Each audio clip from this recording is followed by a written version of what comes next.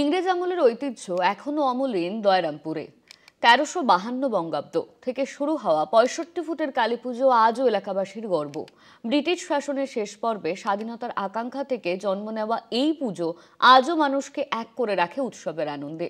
আলোর ঝলকানিতে মেতে ওঠে গোটা গ্রাম। সালটা ১৩৫২ বঙ্গাব্দ। দেশে তখনও চলছে ব্রিটিশ রাজ।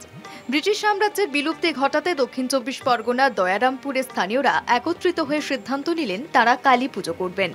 শুরু হলো মাটির প্রতিমা গড়ে ধুমধাম করে পুজো করার কাজ। এই প্রতিমাটির উচ্চতা তখন ছিল ১৬ হাত।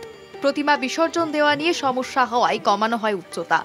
বর্তমানে এখানে কালী প্রতিমার উচ্চতা ১৪ হাত, অর্থাৎ ৬৫ ফুট। বর্তমানে রয়েছে স্থায়ী মন্দির ও মা কালীর মূর্তি। মায়ের প্রতিমা হচ্ছে ১৬ হাত কালী ছিল, বড় ছিল, আরো বড় ছিল। এটা হচ্ছে আমাদের গ্রামের ভিতরে একটা বড় পুকুর আছে, ওখানে গিয়ে আগে বিসর্জন হতো। ঠাকুর তখন আমাদের এখানে স্থায়ীভাবে থাকতো না। ঠাকুর এই পুজোর সময় উঠতো, তারপরে পুজোর ১ সপ্তাহ ১০ দিন অনুষ্ঠান হতো। অনুষ্ঠানের হওয়ার পর আমাদের হচ্ছে বড় পুকুরে গিয়ে বিসর্জন হয়ে যেত। কিন্তু এত বড় প্রতিমা নিয়ে যাওয়া অসুবিধা, এবং পরবর্তী সময়ে ইলেকট্রিকের তার, টেলিফোনের তার থাকার জন্য এত বড় প্রতিমা আমরা আর বিসর্জন করতে পারি না, অসুবিধা হয়। তারপরে আমরা এখানে স্থায়ী মূর্তির চিন্তা ভাবনা করি, মন্দিরের চিন্তা ভাবনা করি। বর্তমানে কালী পুজোর রাতে হাজার হাজার পুণ্যার্থী জমায়েত করেন।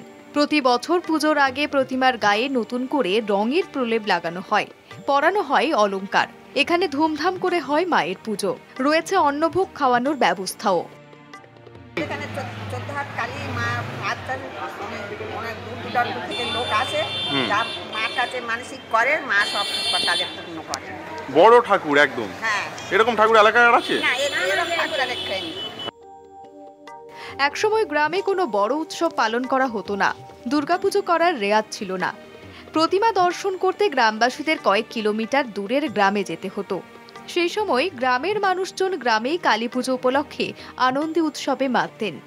ব্রিটিশ শাসনের শেষ পর্বে স্বাধীনতার আকাঙ্ক্ষা থেকে জন্ম নেওয়া এই পুজো আজও মানুষকে এক করে রাখে উৎসবের আনন্দে। মানস প্রধানের রিপোর্ট, কলকাতা টিভি।